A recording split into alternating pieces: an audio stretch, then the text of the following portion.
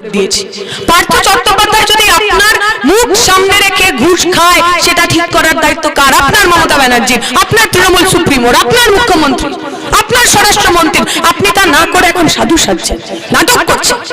23,000 ছেলে মেয়ের জীবন, আর তার সঙ্গে এত বছর ধরে যে স্কুলে বাচ্চা ছেলে মেয়েগুলো পড়লো, তাদের জীবন, তাদের ভবিষ্যতের কৈফিয়ত নিতেই হবে।